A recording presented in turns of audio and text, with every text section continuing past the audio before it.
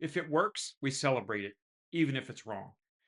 Today, we're going to talk about one of my biggest issues with youth baseball. And it's that we're teaching kids that bad baseball is okay. So, again, you'll hear me say that. If it works, I see coaches celebrate it, even if it's something that's very, very wrong.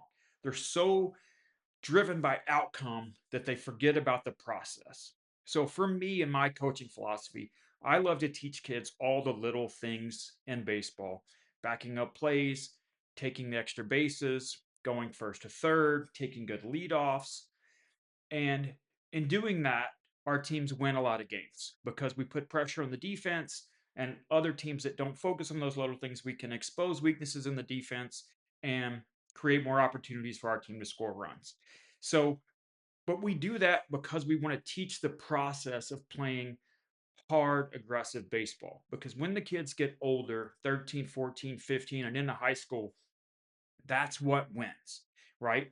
Hard, aggressive baseball that's not careless, but carefree, fearless, and ability to kind of bounce back from tough, difficult moments and overcome that adversity.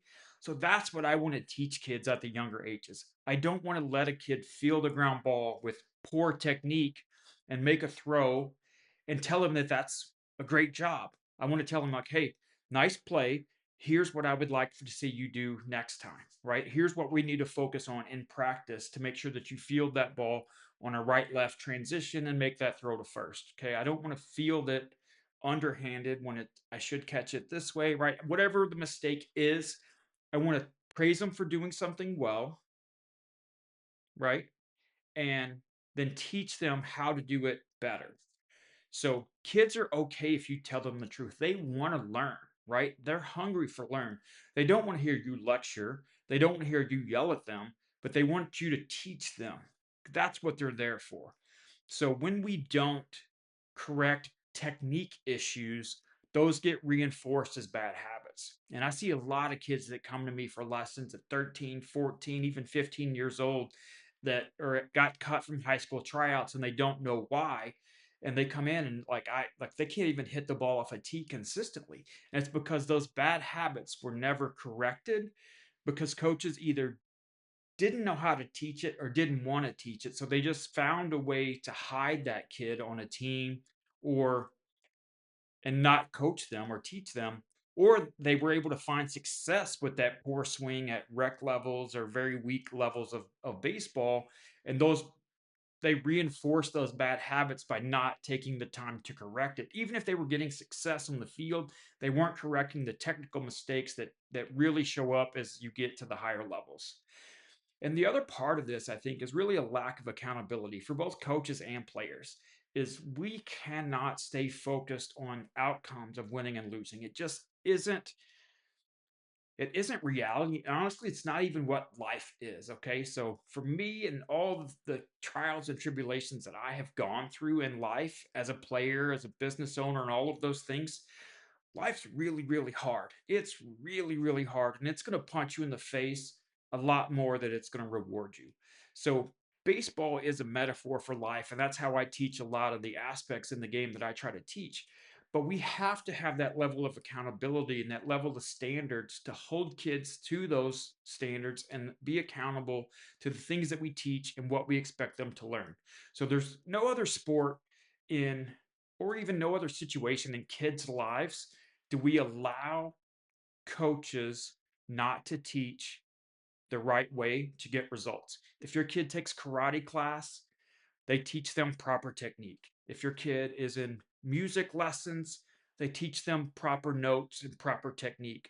Dance class, you name it. Anything that we're doing competitively, right? Even if it's band, is taught proper technique first and grow slowly as you grow. The same thing we do in the school system, right? We don't expect kids to be able to read when they're in kindergarten, right? We teach them the alphabet first. Once they master that, then we start teaching words and sentence structure and all of those things. So I don't understand why we, as parents and coaches, allow baseball to be taught differently. And it's because we all played it, maybe. We have just enough experience to be dangerous, but we have to understand that teaching bad baseball is not okay and it doesn't serve the kids well. in the long run. It's going to make those kids be have a false sense of confidence. They're going to have poor technique. So when they get to high school tryouts, they're not going to be prepared in any way, shape, or form. And they're going to be shocked when they get cut because no one's ever told them that they don't do things properly.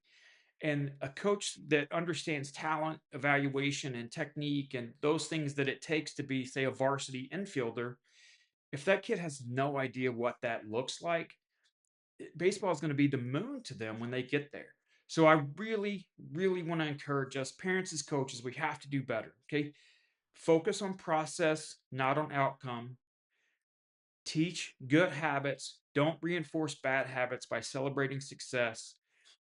Give kids accountability to learn and practice the things that we teach them and make sure that they understand it and make sure that they can repeat it.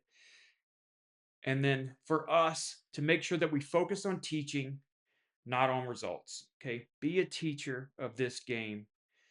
Don't try to be a winner in this game. Be a teacher, be a student, and everybody's going to have a much better experience when we're focused on the long term process and not just the short term outcome of that Sunday afternoon Facebook picture. All right, guys, we can do better. I'll see you out there.